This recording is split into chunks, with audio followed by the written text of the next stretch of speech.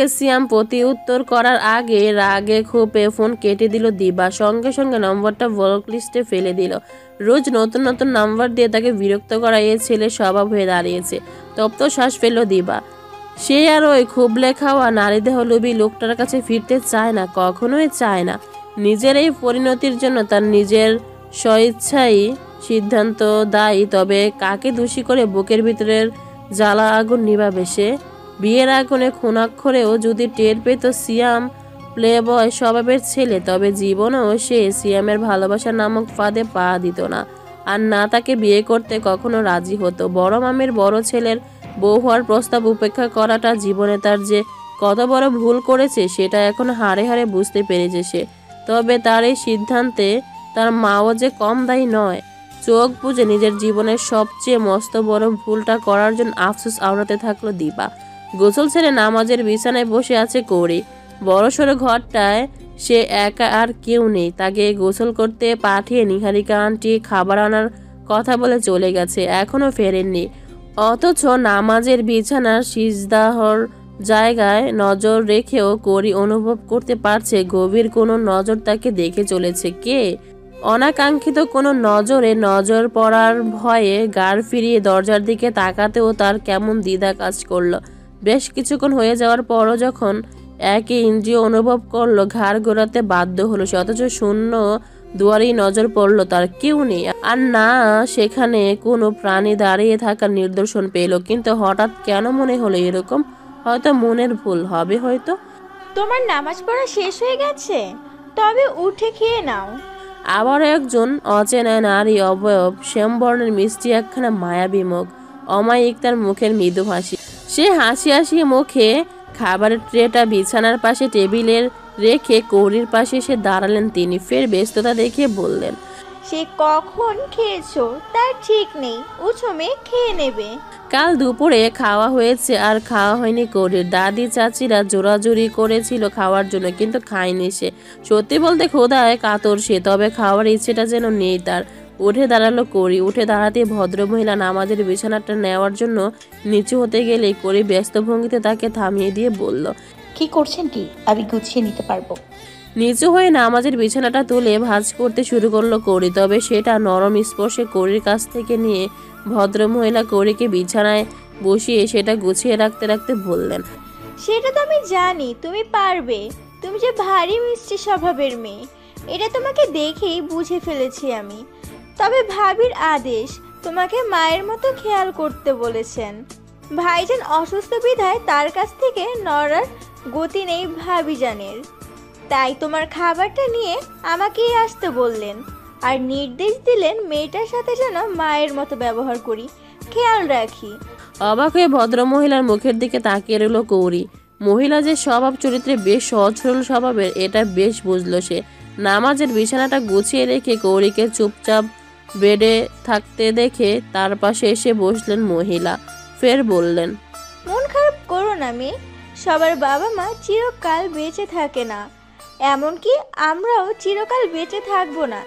এই দেখো আমাকে, এবারের আশ্রিতা কিন্তু আমি, কিন্তু কেউ দেখলে বুঝতেই পারবে না এবারের আশ্রিতা আমি। সেই কোন ছোটকালের বাবা মাকে হারিয়েছি, ঠিকঠাক বাবা মায়ের মুখটাও মনে নেই। রাস্তায় রাস্তায় ভিক্ষা করে বেড়াতাম।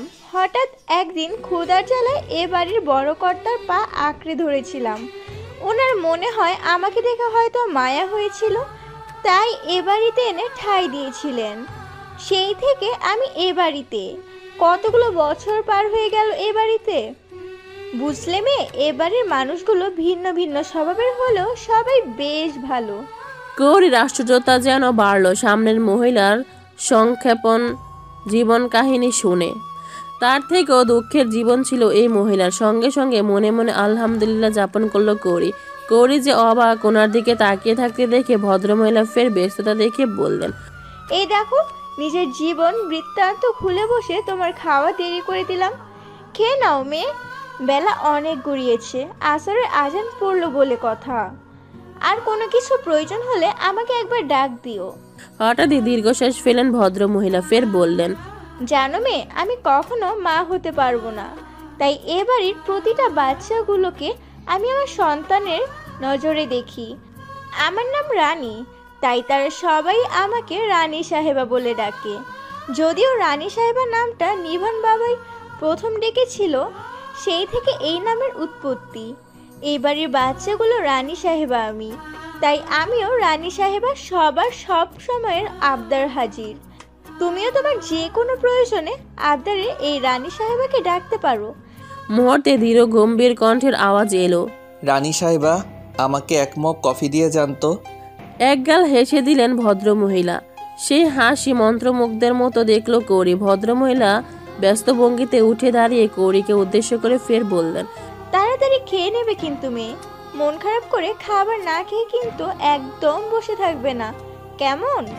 আমি তোমার সাথে আরো গল্প করতাম, তবে নিবান বাবা সহজে কফির অর্ডার করে না, যদি না তার অতিরিক্ত মাথা ব্যথা না করে।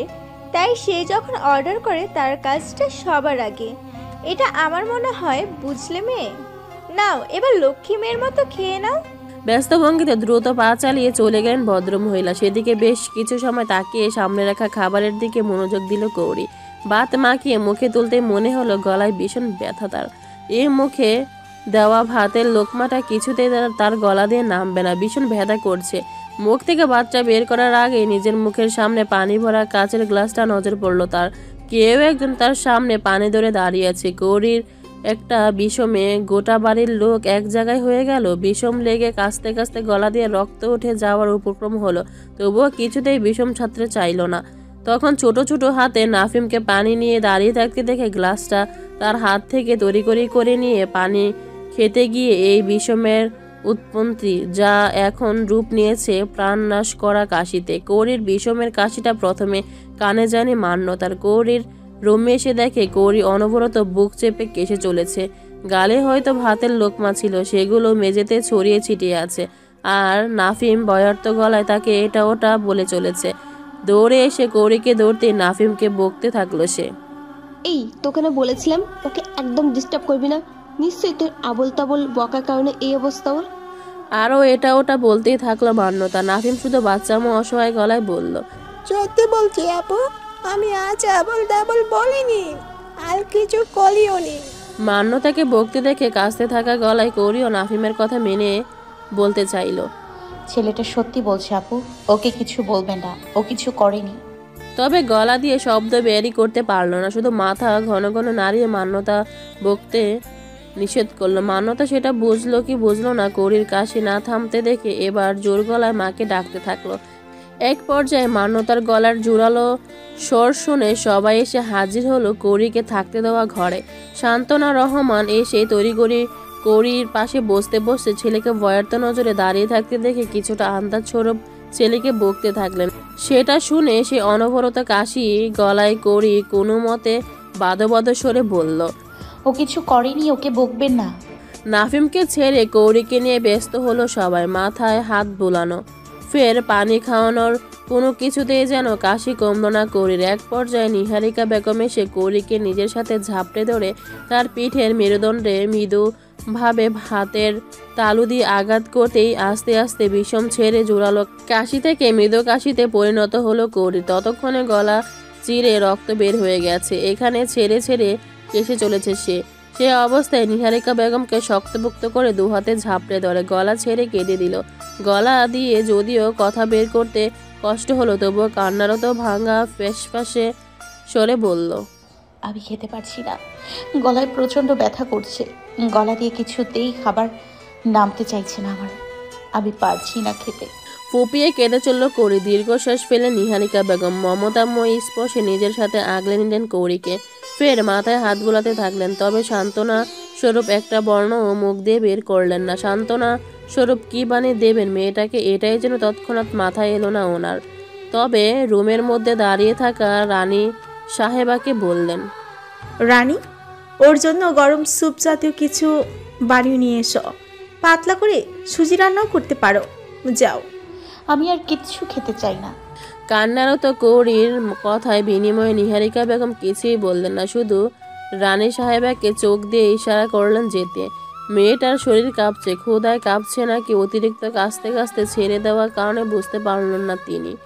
তবে ক্ষুধার জন্য এটাই ওনার মনে হলো, কারণ ওনাকে জড়িয়ে ধরা মেয়েটার হাত দুটো খুবই দুর্বল আর নিস্তেজ মনে হচ্ছে, সাথে শরীরটাও ভীষণ হালকা লাগছে। ক্ষুধার্ত ক্লান্ত করে নিশ্চুপ নিহারিকা বেগমের কাঁধে মাথা রেখে বসে রইল। আর ঘরে উপস্থিত ব্যক্তিগুলো সবাই অসহায় নজরে তার দিকে তাকিয়ে রইল। কি শান্ত ফুটফুটে একটা মেয়ে। তার মানসিক পরিস্থিতি সবাইকে যেন ভিতর থেকে বেশ ব্যথিত করলো। কৌরিকে থাকতে দেওয়া হয়েছে নিজের একটি ঘরে।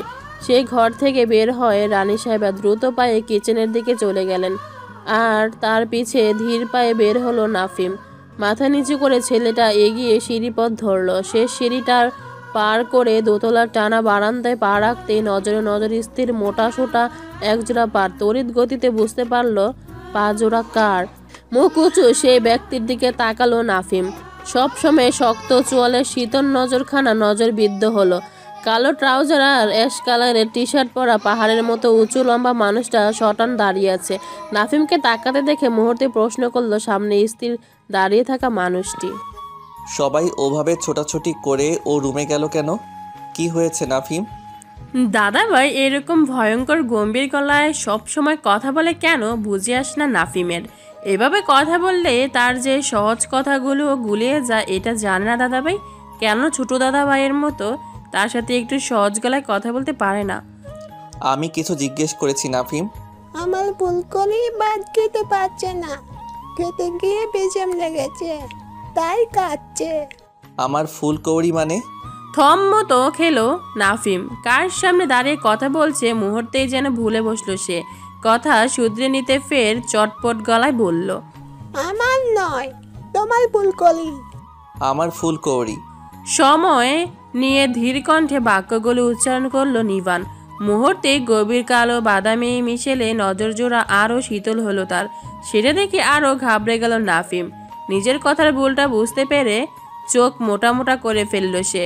ফের চুপসে যাওয়া গলায় ধীরে ধীরে বলল, আমার ফুলকলি তোমার ফুলকলি কারো নয়। ওই যে মেয়েটাকে তখন আমার সাথে নিয়ে আসলে না, আমি তার ওই কথা বলছি, আর ওর নামেই ফুলকলি। চুপসানো গলায় কথাগুলো কোনো রকমে একটানা বলে ফাঁক ফোকর খুঁজলো কোথা থেকে দৌড় দেবে সে। তবে দাদাভাই নামক পাহাড়ের মতো দেখতে উঁচু লম্বা মানুষটাকে পাশ কাটিয়ে দৌড় দেওয়াও সহজ কথা নয়। তাই নিবানো গলায় ফের নাফিম বলল, দাদা ভাই আমি যাই। একটু চমকালো নিভান। যদিও চমকানোর কথা নয়, তবুও গাড়িতে বসা মাথা নিচু করে নিঃশব্দে কেঁদে যাওয়া সে রমণীর কথায় হঠাৎই মনে পড়ে গেল তার। তখন পাশে না তাকিয়ে অনুভব করতে পেরেছিল মেয়েটা কাঁদছে আর সারা পথ কেঁদেছে, এটাও তার অজানা নয়। তবে আশ্চর্যের বিষয় হলো মেয়েটার সাথে তার কোনো প্রকার কথা হয়নি। দাদা ভাই যাবো। হাফ ছেড়ে বাঁচলো যেন নাফিম। এক সেকেন্ডও দাঁড়ালো না, দৌড়ে চলে গেল সে। নাফিম চলে যেতে নিজের ঘরটার দিকে এক পলক তাকিয়ে নিজের রুমের দিকে প্রস্থান করলো নিবান। যাবার আগে মৃদুস্বরে একবার আওড়ালো, ফুলকৌড়ি, অদ্ভুত নাম। দোতলার খোলা বারান্দারও মাথায় দাঁড়িয়ে দিবা লক্ষ্য করলো নাফিমের সাথে নিবানের কথা বলাকে। কাছে এগোতেই নিবানের প্রশ্নগুলো না শুনল, নাফিমের বলা চঞ্চল স্বরের কথাগুলো শুনতে পেল এবং বুঝতে পারল কার বিষয়ে কথা বলছে নিবান। নিবান মেয়েটার সম্পর্কে খোঁজ নিয়েছে, মন কিছুতেই মানতে চাইল না তার। এ বাড়িতে তো মেয়েটার ভালো মন্দের খোঁজ নেওয়ার অনেক মানুষ আছে, তবে নিবানকে কেন খোঁজ নিতে হবে? খোঁজ না নিলে হচ্ছে না তার? তবে কি মেয়েটার প্রতি ইন্টারেস্ট হয়ে পড়লো নিবান? তবে কি করবে সে? হঠাৎ মেয়েটার কি হয়েছিল?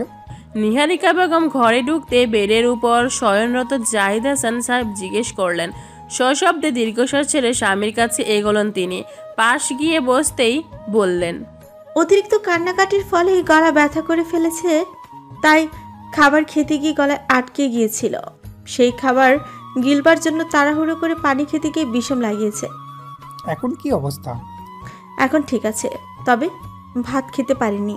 পাতলা করে সুজি রান্না করে দিয়েছে রানী, তাই খাইয়ে ওষুধ খাইয়ে দিয়ে আসলাম মেয়েটাকে। ওর ঘুমানো প্রয়োজন। কাল থেকে ঘুমিয়েছে বলে তো মনে হয় না। ঘুম হলে শারীরিক মানসিকভাবে অনেকটা সুস্থতা বোধ করবে, ঠিক হয়ে যাবে। মান্যতা আর মনতাকে ওর সাথে একটু সময় কাটাতে বলো, মাইন্ড ফ্রেশ থাকবে। বাড়ির দিকের কথা আর সেভাবে অতটা খেয়াল আসবে না। এখন কাকে রেখে এসেছো ওর কাছে? মেয়েটার যা বিবস্ত অবস্থা, একলা ঘরে মেয়েটা আবার ভয় পায় কি না তার ঠিক নেই। আপনি চিন্তা করবেন না, আমি মান্যতাকে ওর কাছে থাকতে বলে এসেছি। দীর্ঘশ্বাস ফেললেন জাহিদ সাহেব। কাছের বন্ধুটা হঠাৎ ইহকাল ত্যাগ করলো, অথচ নিজের পঙ্গুত্বের অসহায় অসুস্থতার জন্য একবার দেখতে যেতেও পারলেন না তিনি। বন্ধু নামক মানুষটার কাছে কত কৃতজ্ঞতা প্রকাশ করার ছিল ওনার। সারা জীবনও হয়তো সেই উপকারের কৃতজ্ঞতা প্রকাশ করলেও কম পড়বে। হয়তো মানুষটার ঋণ শোধ করেছেন তিনি, তবুও সেই দুঃসময়ে তার উপকারের কথা ভুলবেন কি করে?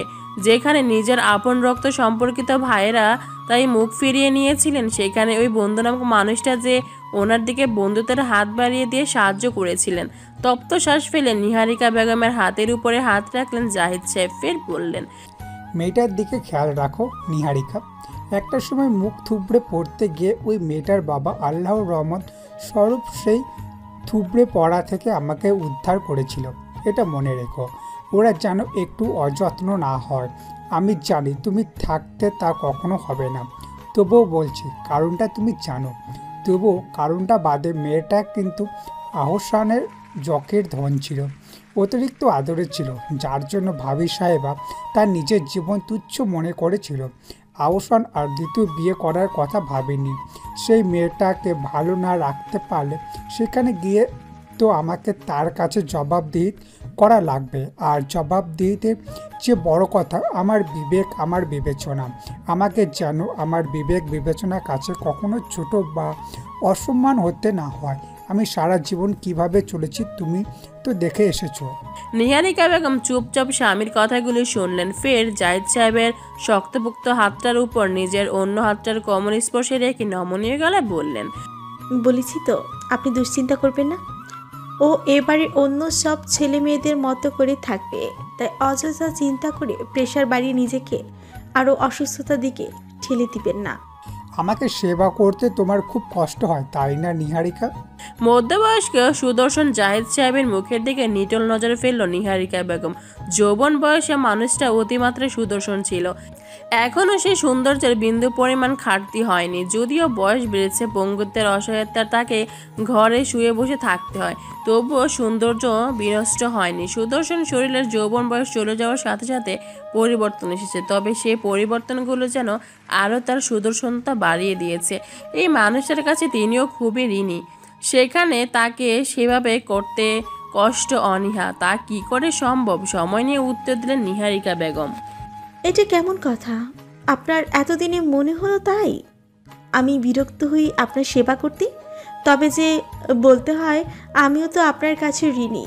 যে সম্মান আপনি আমার আর নিভানকে দিয়েছেন, সেই সম্মানের পরিবর্তে সারা জীবন আপনার সেবাও কম পড়ে যাবে। তবে শুধু সেই সুবাদে আমি আপনার সেবা যত্নটা করি না। আপনি আমার বিশ্বাস ভরসার স্থান, আমার জীবনের শান্তি সুখের বটবৃক্ষ। সেই ছায়াস্থল বটবৃক্ষটাকে সেবা যত্ন ছাড়া অযত্নে রাখি কি করে? আমি যে তবে অসহায়। নিভান আমারই সন্তান নিহারিকা, কখনো ওভাবে আর বলবে না। আমি মনে প্রাণে মানি ও তোমার গর্ভে ধারণ করা মানে আমারই সন্তান, আমার বড় সন্তান। আর তুমি আমার পরম পাওয়া সৌভাগ্যময় স্ত্রী। যেখানে তুমি বাসে আমার কাছে কখনো ঋণী হওয়ার স্কোপ রাখে না, আর কখনো এই ধরনের কথা তোমার মতো বুদ্ধি বিবেচিত নারীর মুখ থেকে না শুনি। স্বামীর কথায় মন ভরা তৃপ্তি পেলেন নিহারিকা বেগম। বরাবর এই তৃপ্তি তিনি পেয়ে এসেছেন। নিভান এই মানুষটার সন্তান না হওয়া সত্ত্বেও তাকে কখনো বুঝতে দেওয়া হয়নি যে সে মানুষটার সন্তান নয়। এ বাড়ির আর নিজের ছেলে হওয়া সে প্রাপ্য স্নেহ মর্যাদা সম্মান সম্পূর্ণরূপে ছেলেটাকে তিনি দিয়ে এসেছেন। যদিও ছেলেটার পক্ষ থেকেও সেই শ্রদ্ধা মর্যাদাও তিনি পেয়ে এসেছেন আর পানও, শুধু বাবা ডাকটা বাদে। তবে সেই ডাকটা ডাকার জন্য তিনি কখনো জোরাবাদি করেননি। হয়তো নিহারিকা বেগমের মতো ছেলের বাবা ডাকটা নিয়ে মনে মনে আক্ষেপ রয়েছে ওনারও, যেটা উনি মুখ ফুটে কখনো বলতে পারেন না। নিভান কোথায়?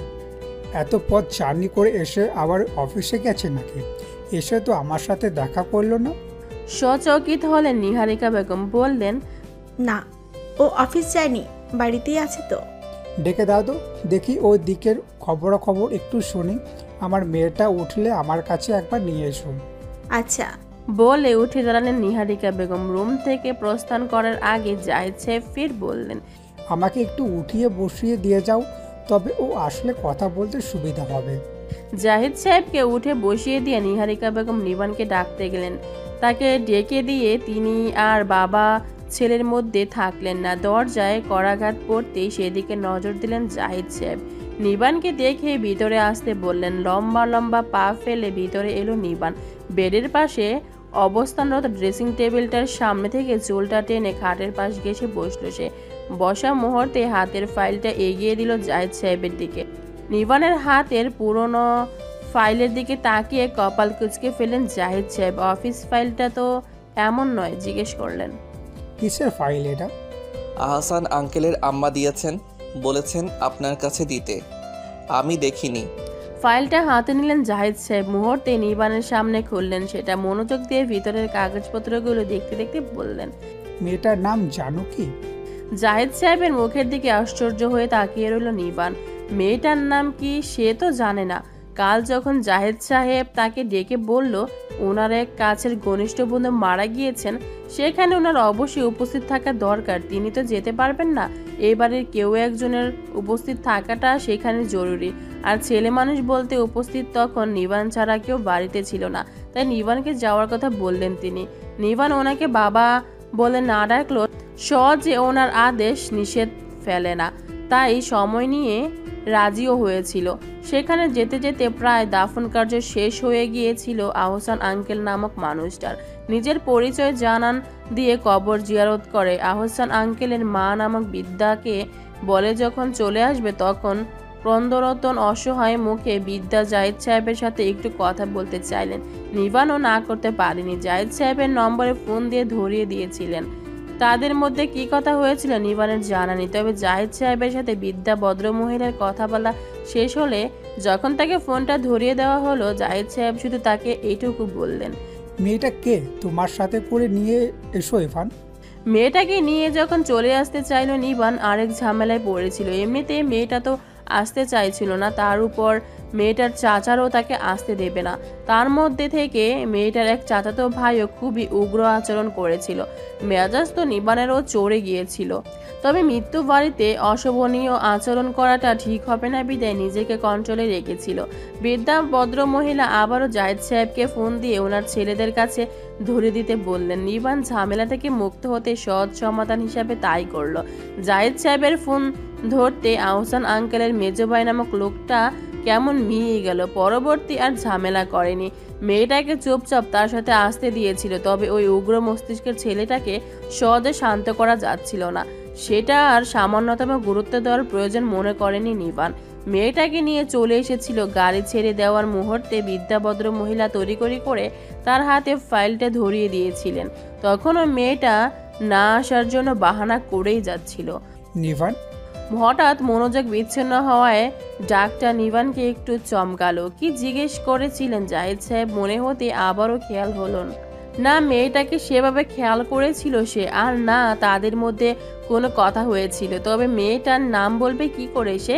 তবে একটু আগে নাফিমের থেকে জেনে নেওয়া নামটা কি বলবে সে? সত্যি কি মেয়েটার নাম ফুলকৌরি? হঠাৎ তখন দিবার প্রশ্ন করা কথাটার কথা মনে পড়লো। দিবাও তো বলেছিল মেয়েটার নাম কৌরি, তবে ফুলকৌরি না বলে কৌরি বলবে কি? ইভান কিছু হয়েছে কি? তুমি কি কিছু নিয়ে ভাবছো? না তেমন কিছু নয়, আপনি বলুন। ও আপনি তো মেয়েটার নাম জিজ্ঞেস করেছিলেন। মেয়েটার নাম মনে হয়? নামটা আমি জেনে নিয়েছি ফাইল থেকে। মেয়েটার নাম কাসফিয়া আহসান কৌরি।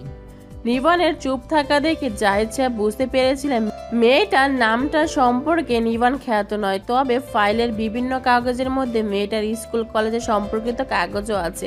সেখান থেকে জেনে নিয়েছেন তিনি। যদিও নামটা তিনি আহসানের মুখে বেশ কয়েকবার শুনেছিলেন, তবে খেয়ালে ছিল না ওনার। নিবানের সাথে কথা বলার এক পর্যায়ে জাহিদ সাহেব লক্ষ্য করলেন নিবানের চোখ জোড়ার রক্তিম আভা। ছেলেটা কি কোনো কারণে অসুস্থ? প্রশ্নটা মনে মনে আওড়াতেই সংগোপিত দীর্ঘশ্বাস ফেললেন তিনি। এই ছেলে নিজের ভালো বন্ধুটা সহজে কখনো কার সামনে বুঝতে দিতে চায় না, আর বহিঃপ্রকাশ করা তো দূর, করেও না। এ যেমন এখন ভিতর অসুস্থতা বোধ করছে, অথচ বাহিরটা কতটা স্বাভাবিক রেখে ওনার সাথে কথা বলে চলেছে ছেলেটা। মনে হচ্ছে সুস্থ সবল একজন মানুষ, অথচ নিবানের প্রতি সন্তান হিসেবে স্নেহ ভালোবাসা ছাড়াও ওনার আলাদা একটা টান মায়া রয়েছে। মনের ভিতরে দৃঢ়ভাবে কাজ করে সে মায়া, সেই তীক্ষ্ণ টান। সে মায়ার টান থেকে তিনি নিবানকে কি করে যেন বুঝে নিতে পারেন। নিহারিকাকে নিজের জীবনে জড়ানোর সাথে সাথে নিহারিকার এই অতি মূল্যবান রত্নটাকেও তিনি নিজের ভেবে নিয়েছিলেন। সে মায়া টান থেকেই তো নিয়েছিলেন, যদিও ওনার মা সেটা চাননি। নিজের অবিবাহিত সুদর্শন ছেলের জন্য হাজার বুঝিয়ে কোনো মতে নিহারিকাকে ছেলের বউ মানতে চাইলেও নিবানকে ছেলের বাচ্চা হিসেবে মানতে চাননি। তবে নিজের ছেলের জেদের কাছে হয়তো হার মেনে গিয়েছিলেন। তোমার কি কোনো কারণে শরীর খারাপ? মাথা তো যন্ত্রণায় ফেটে যাওয়ার উপক্রম। তখন রানী সাহেবা কফি তো দিয়ে গিয়েছিল, কিন্তু তার খাওয়া হয়ে ওঠেনি। মান্য তার গলা ফাটিয়ে চিল্লানোর কারণে রুম থেকে বের হয়ে চিল্লানোর কারণটা জানার আগে নাফিমের সাথে দেখা হলো।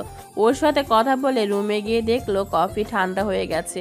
রানী সাহেবাকে দিয়ে আবার কফি বানানোর আগে জাহিদ সাহেব ডেকে পাঠালেন তাকে, তাই আসতেই হলো। অসহ্য মাথা যন্ত্রণা করছে, তবুও স্বাভাবিকভাবে উত্তর দিল নিবান। তেমন কিছু না, আপনি কি বলছিলেন বলুন। নিবানের এই অতি স্বাভাবিক থাকা জিনিসটা মাঝে মাঝে জাহিদ সাহেবের মেনে নিতে খারাপ লাগে, তবে ছেলেটার স্বভাবই যে এটা। দীর্ঘশ্বাস ফেললেন তিনি, ফের বললেন, তুমি কোনো যন্ত্র নও নিভান, তুমি সুস্থ স্বাভাবিক একজন মানুষ।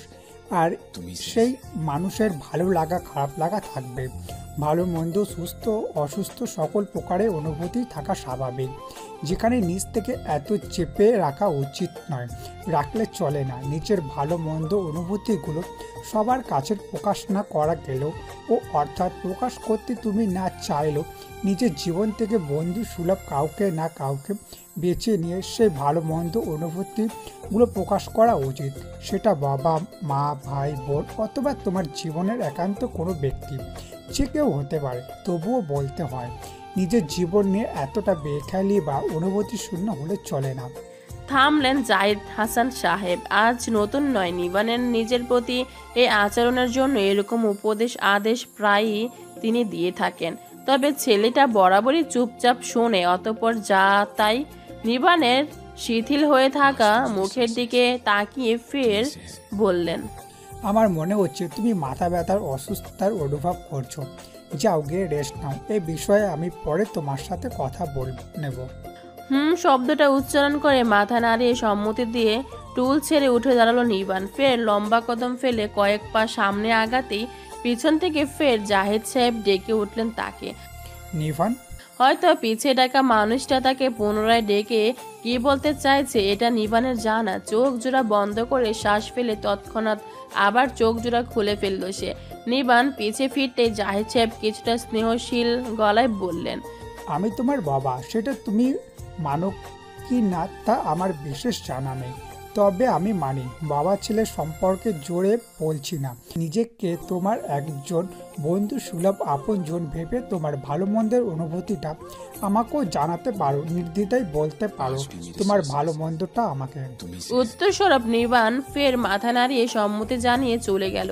সেদিকে নির্বাক নজরে তাকিয়ে রইলেন জাহিদ সাহেব। আপন রক্ত বলতে নিজের দুই সন্তান আছে ওনার, মান্যতা আর ইভান। তবুও এই ছেলের মুখে বাবা ডাকটা শোনার জন্য কেন এত আকুল ওনার হৃদয় গ্রহণ, কেন ব্যাকুলতা ভাবে শুনতে চায় সেই ডাকটা মন, এটাই বুঝতে পারেন না তিনি। নিহারিকার সাথে সে 6 বছর বয়সে নিবান এই বাড়িতে পা রেখেছিল, এসেছিল। সেখান থেকে কতগুলো বছর চলে গিয়েছে, অথচ কখনো নিবান তাকে ভুলেও বাবা ডাকেনি। শান্ত গম্ভীর ভাব অতটুকু ছেলে কি বুঝতো না বুঝতো ওনার জানা নেই, তবে কখনো ভুলও ভাবা বলে ডাকেনি। ওনার প্রতি শ্রদ্ধা সম্মান হয়তো যথাযথ দেখিয়ে গিয়েছে, কখনো তা ক্ষুণ্ণ করেননি। ওনার আদেশ উপদেশ মেনেছে, কিন্তু সে বাবাটা একটা ডেকে নয়। কেন ডাকে না নিবান ওনাকে বাবা? ভুলেও তো 2-1 বার ডেকে ফেলা যায়। দীর্ঘশ্বাস ফেলে চোখ বন্ধ করে বেডের হেডে মাথা এলিয়ে দিলেন জাহিদ সাহেব।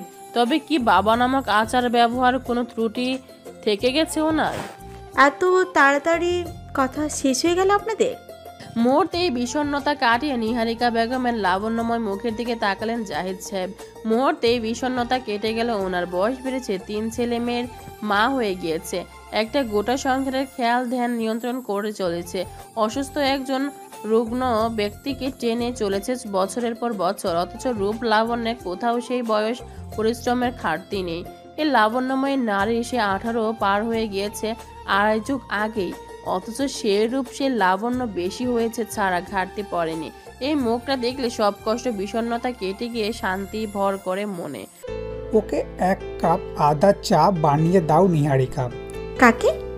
নিভান কে? ছেলেটার মাথা ধরছে মনে হয়। শব্দ করে দীর্ঘশ্বাস ফেলেন নিহারিকা বেগম। এই ছেলেকে নিয়ে আর পারলেন না তিনি। কাউকে না বলা যায়, মাকে তো নিজের ভালো মন্দটা একটু জানানো যায়, তবুও জানাবে না। এই মানুষটাকে নিভান নিজের অসুস্থতার কথা জানিয়েছে বলে তো মনেই হয় না নিহারিকা বেগমের। নিশ্চয়ই ওনার মতো নিভানের চোখ মুখের হাব ভাব দেখে বুঝেছেন মানুষটা। নিহারিকা বেগম বাহিরের দিকে পা বাড়াতে গিয়ে ফের জাহিদ সাহেবের দিকে ফিরলেন। জাহিদ সাহেবের কোলের মধ্যে এলোমেলো কাগজের মেলা দেখে বললেন, কিসের কাগজপত্র ওগুলো? এলোমেলো কাগজগুলো ফের ফাইলে গুছিয়ে রাখতে রাখতে জাহিদ সাহেব বললেন, আহসানের হাই স্কুলের বেতন বিষয়ে চেক, আরও অন্যান্য বিভিন্ন কাগজপত্র, আর ও নিজের সেভিংসে কিছু চেক বই, কাগজপত্র, ওর নামের জমির দলিলপত্র আছে দেখছি। নিভানকে দিয়ে পাঠিয়েছেন চাচিমা। কপাল কুঁচকে এলো নিহারিকা বেগমের। কিন্তু এগুলো কেন দিয়েছেন? জানি না, হয়তো বা নিজের অন্য ছেলের লোভের হাত থেকে নিজের আদরের নাতরির হকটা বাঁচাতে, যাতে কৌড়ির হক নষ্ট না হয়। তবে আমার মনে হয় চাচিমার এগুলো পাঠানো ঠিক হয়নি, প্রয়োজন ছিল না। আপনার মনে হচ্ছে প্রয়োজন ছিল না? তবে এই বাড়িতে এই মেয়েটার বাঁচার জন্য আমার মনে হয় কাগজপত্রগুলো প্রয়োজন। চাচিমা বুদ্ধিমানের মতো কাজ করেছেন। নিহারিকা বেগমের কিছুটা ক্ষুবান্বিত গলায় বলা কথাগুলো অর্থ হয়তো কিছুটা বুঝলেন জাহিদ সাহেব, তাই ওই বিষয়ে আর কথা বাড়লেন না, নীরব ভূমিকা পালন করলেন। সেটা বুঝে নিহারিকা বেগমও চুপ হয়ে গেলেন। এ বাড়িতে তুচ্ছতাচ্ছিল্য শিকার নিবান অথবা তিনি হয়েছেন, তাতে তো এই মানুষটার কোনো দোষ নেই। তবে কেন কথার ছল বুঝিয়ে তাকে দোষটা বুঝিয়ে দিচ্ছেন? কথা ঘুরানোর জন্য তিনি জাহিদ সাহেবকে উদ্দেশ্য করে বললেন, মেয়েটাকে এখানে পাঠানোর বিশেষ কারণটা কি বললেন না তো? তখন চাচিমা কিসব বললেন আমি ওই ছেলেটার বিষয় ছাড়া ঠিক বুঝতে পারিনি। ব্যাপারটা ঠিক কি? তুমি নিভানকে চা বানিয়ে দিয়ে এসো, তারপর বলছি। চমকে উঠার মতো করে নড়ে উঠলেন নিহারিকা বেগম। কথায় কথায় ছেলেটার কথা ভুলে বসেছেন তিনি। আর কথা না বাড়িয়ে ব্যস্ত ভঙ্গিতে বেরিয়ে গেলেন রুম থেকে। সেদিকে তাকিয়ে নির্বিশেষে রইলেন জাহিদ সাহেব। রান্নাঘরে আসতে রানীকে কফি বানাতে দেখলেন নিহারিকা বেগম। জিজ্ঞেস করতে বুঝতে পারলেন কফিটা নিবান চেয়েছে। কফিটা বানানো শেষে তিনি নিবানের ঘরে সেটা নিয়ে গেলেন। ঠান্ডা পরিবেশের রুমটার চারদিকের জানালা দরজায় ভারী ভারী পর্দা ছড়িয়ে থাকার কারণে এই শেষ দুপুরের দিকেও ভর সন্ধ্যা বেলার মতো লাগছে। ভিতরে ঢুকতে নিহারিকা বেগম মৃদুস্বরে নিবানকে ডাকলেন, নিভান। মা, আমি এখানে। গলার স্বর পেয়ে নিবানের বেডের দিকে এগিয়ে গেলেন নিহারিকা বেগম। নিবানকে মাথা চেপে ধরে বসতে থাকতে দেখে কফিটা দ্রুত বেড টেবিলের উপর রেখে ব্যস্ত ভঙ্গিতে বললেন, ও বাপু, মাথা বেশি ব্যথা করছে? আমাকে বলিসনি কেন? এত ব্যথা করছে তবে ওষুধ খাসনি? এই একটু ধরেছে মাথাটা, ব্যস্ত হওয়ার দরকার নেই, ঠিক হয়ে যাবে। একটু কি কেমন সেটা আমি বেশ বুঝতে পারছি। হয়তো তোদেরকে সময়টা ঠিকঠাক আমার দেওয়া হয় উঠে না, দিতে পারি না আমি, কিন্তু তোদের ভালো মন্দটা বোঝার ক্ষমতা তো এই মায়ের আছে, ঠিকই বুঝতে পারি আমি। কথা না বাড়িয়ে মায়ের কোলে মাথা রেখে শুয়ে পড়ল নিবান। ছেলের কালো ঘন চুলের ভারী শক্তপোক্ত মাথাটা স্কুলের মধ্যে অনুভব হতে পরাণ চড়াত করে কেঁপে উঠল নিহারিকা বেগমের। কতদিন পর ছেলেটা ওনার কোলে মাথা রেখে শুয়েছে। নিশ্চয় ছেলেটার শরীর বেশি খারাপ লাগছে। অতিরিক্ত শরীর খারাপ ছাড়াতে ছেলেটা সহজে মায়েদের সান্নিধ্যে চায় না। নিবানের ঘন কালো চুলের মধ্যে আঙ্গুল ডুবিয়ে দিলেন। হালকা নড়াচড়া করতে করতে বেশ নমনীয় গলায় বললেন, শুয়ে পড়লি যে, কফিটা খাবি না? লাগবে না, তুমি যেভাবে মাথার চুলগুলো নড়াচড়া করছো ওভাবে কিছুক্ষণ নড়াচড়া করতে থাকো, কফিটা আর লাগবে না। চাপা শ্বাস ফেলে নিবানের মাথায় চুলগুলো আলতো হাতে নড়াচড়া করতে লাগলেন নিহারিকা বেগম। হালকা রূপে পর্দার ফাঁক ঘেঁষে আসা মৃদু আলোতে নিবানের মুখটা ঠিকঠাক দেখতে পেলেন না তিনি। তবুও সে মায়া মায়া শ্যামবর্ণ মুখের দিকে নিটল নজরে তাকিয়ে রইলেন। ওনার আর দুই ছেলে মেয়ের গায়ের বর্ণ বিদেশিনীদের মতো গৌর রঙা, অথচ নিবানের গায়ের রংটা শ্যামবর্ণ হলেও তার চেহারায় আলাদা অদ্ভুত এক মায়া ছড়িয়ে আছে।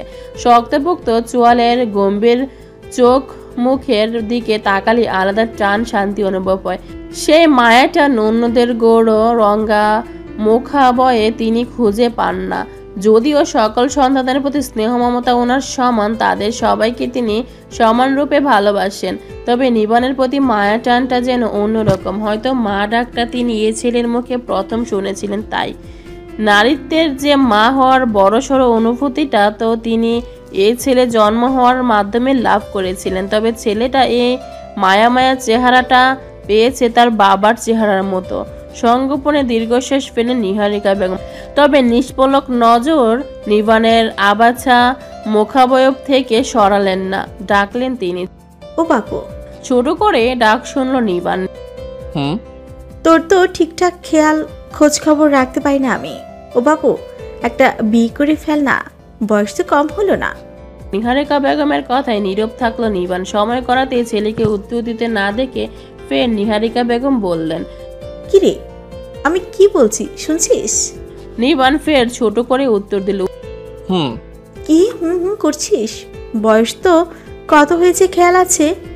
এবার একটা লাল টুকটুকি বউ এনে দিনা ঘরে, যে তোর খুব খেয়াল রাখবে, আর সেটা দেখে আমি একটু নিশ্চিন্তে থাকব যে আমার ছেলেটার ভালো মন্দ খেয়াল রাখার একটা সুনিশ্চিত মানুষ হয়েছে।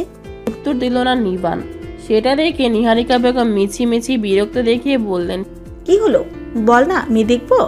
ঠান্ডা অথচ গম্ভীর গলায় বলল নিবান, আমি আমার ভালো মন্দের খেয়াল রাখতে জানি মা, সেখানে তোমার ছেলের খেয়াল রাখার জন্য দ্বিতীয় কারো প্রয়োজনীয়তা তো দেখছি না আমি।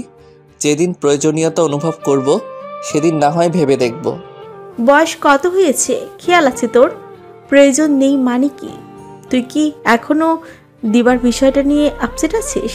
যদিও উত্তর দিতে ইচ্ছে করল না নিবানের, কিন্তু দিবাকে সে নয়, মা তার জন্য পছন্দ করেছিল। বাড়ির খুব ভালো মেয়ে, বাড়িতেই থেকে যাবে।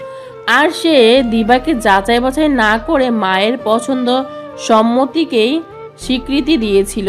এখন যদি মায়ের কথার উত্তর না দেয় নিবান, তবে মা যে তার আরো মন খারাপ করবেন। তাই সময় নিয়ে ঠান্ডা গলায় উত্তর দিল, আপসেট থাকার মতো কি এমন হয়েছে? তোমার ছেলেকে এতটা দুর্বল মনে হয়? সবার নিজস্ব একটা পছন্দ অপছন্দতা আছে। তুমি তাকে ছেলের বউ করতে চেয়েছিলে, আর তার তোমার ছেলেকে পছন্দ হয়নি, তাই সে তোমার ছেলের বউ হতে চায়নি, অন্য কাউকে পছন্দ হয়েছে আর তার সাথেই সংসার পেতেছে। That simple subject. এখানে আমাকে আপসেট থাকার মতো কি হলো?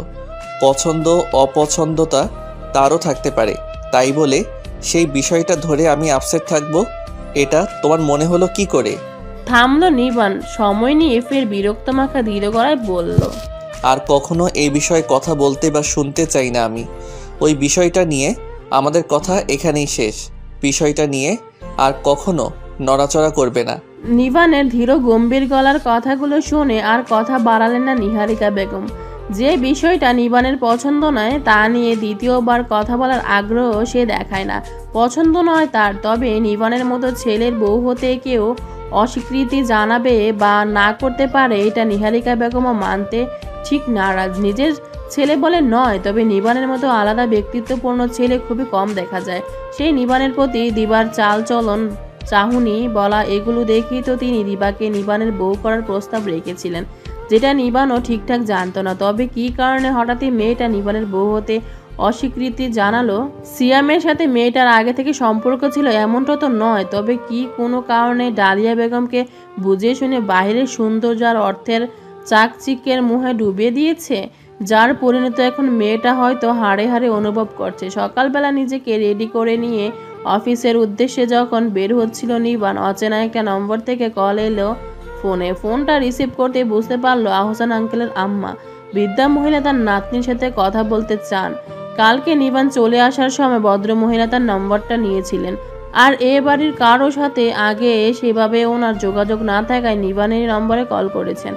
দাদু, আমার আপা মনিটার সাথে একটু কথা কইয়া দাও না। ছেড়িটা যে ভালো নেই এইটা আমি জানি। কাল সারা দিন ছেড়িটার সাথে কথা কওয়ার জন্য কলিজাটা আমার ছটপটাচ্ছে, তাই সুযোগ পাই নেই। এখন একটু কথা কইয়া দাও না।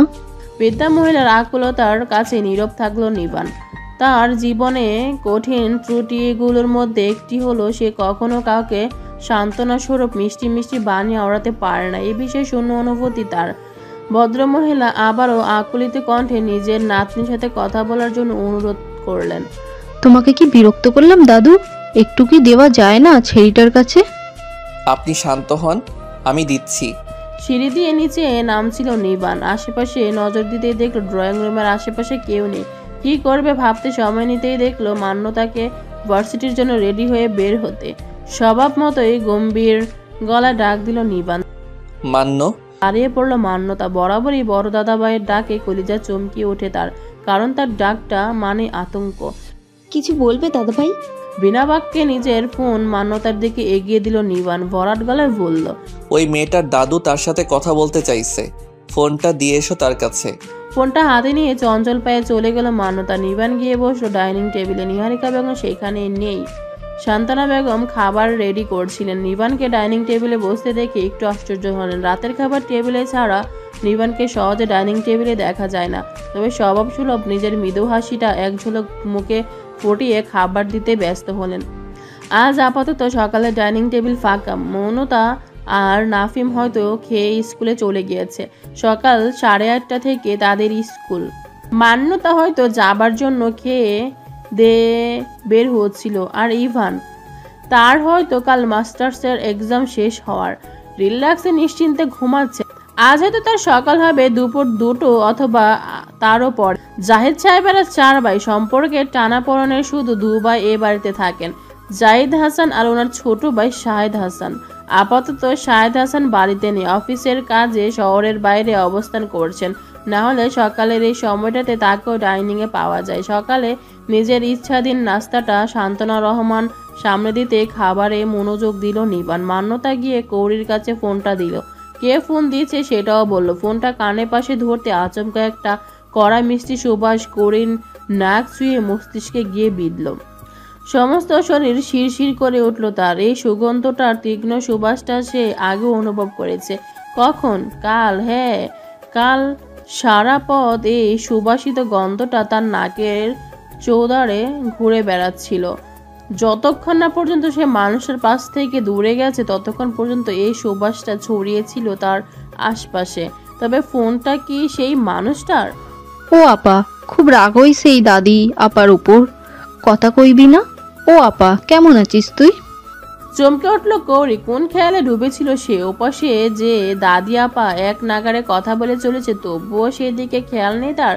খেয়াল হতে এই ওপাশের মানুষের কথাতে মনোযোগী হলো। দাদি আপার আদুরি ডাকের কথাগুলি অভিমান হলো। খুব অভিমানের গলায় বলল, তুমি একটু ভালো না দাদি আপা, আমাকে কেন এখানে পাঠিয়ে দিলে? আমার তোমাদের ছাড়া থাকতে খুব কষ্ট হচ্ছে। তুমিও ভালো নেই বলো দাদি আপা। ও দাদি আপা, আমাকে ছাড়া থাকতে পারছো তুমি? আমার যে তোমাকে ছাড়া থাকতে কষ্ট হচ্ছে। আমাকে নিয়ে যাও না দাদি আপা। বাবা নেই তো কি হয়েছে, আমি তোমার সাথে থাকতে পারবো। কথাগুলো বলতে বলতে ফুপিয়ে কেঁদে উঠল কৌরি। মাজিদা খাতুন ওপাশে নিঃশব্দে দীর্ঘশ্বাস ফেললেন। ফের নাতনিকে সান্ত্বনা দেওয়ার কথায় লেগে পড়লেন। মাজিদা বেগমের বিভিন্ন বুঝদার কথায় এক পর্যায়ে শান্ত হলো কৌরি। ওদিকের হালচাল সম্পর্কে জিজ্ঞেস করলো, তিনি সেভাবে উত্তর দিলেন না। তবে কথা শেষ করার আগে কৌরিকে ভালোভাবে চলাফেরা করার বেশ আদেশ উপদেশ দিলেন। সংযত হয়ে ভেবেচিন্তে চলতে বললেন, যাতে পরের বাড়িতে কেউ খারাপ না বলে। যে উপদেশ নিষেধগুলো তিনি সব সময় কৌরিকে দিয়ে থাকতেন সেগুলো দিয়ে এক পর্যায়ে ফোন রাখলেন। আইফোন 14 প্রো ম্যাক্স ফোনটার একের পর এক চেঞ্জ হওয়া স্ক্রিন ফটোগুলোর দিকে তাকিয়ে রইল কৌরি। নজর ফোনের দিকে থাকলো, ভাবনা তার দাদি আপার এড়িয়ে যাওয়া কথাগুলোই। তাকে এখানে পাঠিয়ে দেওয়ায় ভালো রেখেছে কি দাদি আপাকে ওই মানুষগুলো? যদিও নিজের আপনজন তারা, তবে তাদের স্বার্থপর কথাবার্তা, অতিলোভ ব্যবহার নিজের আপনজন বলে তো পরিচয় দেয় না। সেখানে ওই বৃদ্ধ দাদিটা তার ভালো আছে কি? মান্য, আমার অফিসের দেরি হয়ে যাচ্ছে, ফোনটা দাও। জলদি গম্ভীর ভরাট গলায় ভূত দেখে লাফিয়ে ওঠার মতো চমকে উঠল কৌরি। ফোনটা হাত থেকে পড়তে পড়তে বেঁচে গেল। এরকম গম্ভীর গলা কার হতে পারে জানা ছিল না কৌরির।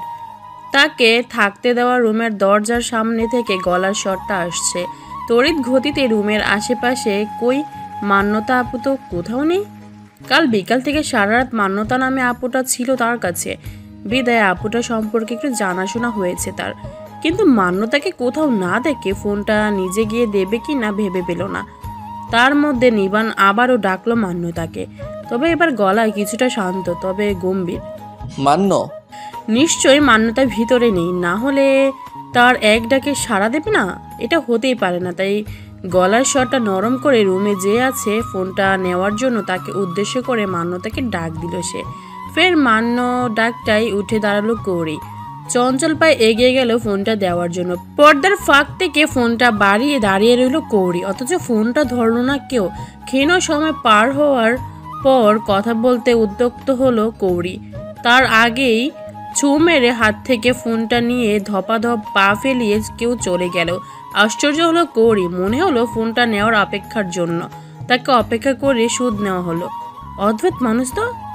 বিশাল বড় দোতলা বাড়িটা এখন ফাঁকা, কোথাও কোনো শব্দ নেই। বাড়ির ছেলে মেয়েগুলো বাড়িতে না থাকলে এই নীরব পরিবেশটা বিরাজ করে। তরকারির শেষ বাটিটা ডাইনিং টেবিলের উপর রেখে ধপ করে একটা চেয়ার টেনে বসে পড়ল সান্তনা বেগম। সকালবেলা থেকে একজন একজন করে খাওয়াতে খাওয়াতে তিনি প্রায় ক্লান্ত হয়ে পড়েছেন। ঠিক ক্লান্ত নয়, হাঁপিয়ে ওঠেন। বড় ভাইয়ের অসুস্থতার জন্য বড় ভাবি এই সময়টা রান্না করে থাকতে পারে না, দিতে পারেন না। যদিও চেষ্টা করেন, তবে রানী সব কিছু গুছিয়ে দিল এই সকালের সময়টায়। বারবার উপর নিচ করে ছেলে মেয়েদের ডেকে তুলে রেডি করে একের পর একজনকে খাইয়ে বের করে দিতে দিতে তিনি হাঁপিয়ে ওঠেন। মেয়েটা ওনার কথা মোটামুটি শুনতে মানতে চাইলেও ছেলেটার যে বাহানা বাজির শেষ নেই। নিজ ইচ্ছায় কখনো ঘুম থেকে উঠবে না, তাকে ডেকে ডেকে পাগল প্রায় হয়ে যাওয়ার পর উঠবে।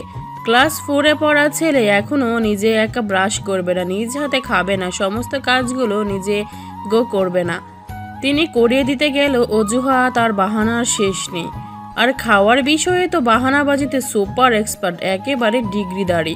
ছেলের এই সকালবেলা রোজকার বাহানায় তিনি অতিষ্ঠ হয়ে হাঁপিয়ে যান। তার উপর এক একজনের school college varsity office time আলাদা হওয়ায় সকালবেলার নিয়ম করে একসাথে খাওয়া হয়ে ওঠে না। যদিও জাহিদ সাহেব সুস্থ থাকাকালীন নিয়মটা বেশ জোরালোভাবে চলতো। সে যার যখন অফিস আদালত স্কুল কলেজ টাইম হোক না কেন, নির্দিষ্ট একটা টাইমে সবাই একসাথে ডাইনিংয়ে হাজির হওয়া এবং খাওয়া। শান্তনা রহমানের খুব করে মনে হয় ভাইজানের নিয়মের সিদ্ধান্তগুলো খুবই ভালো ছিল। হতাশায় শ্বাস ফেলে মাথা কাঁধ করে টেবিলে এলিয়ে দিলেন তিনি।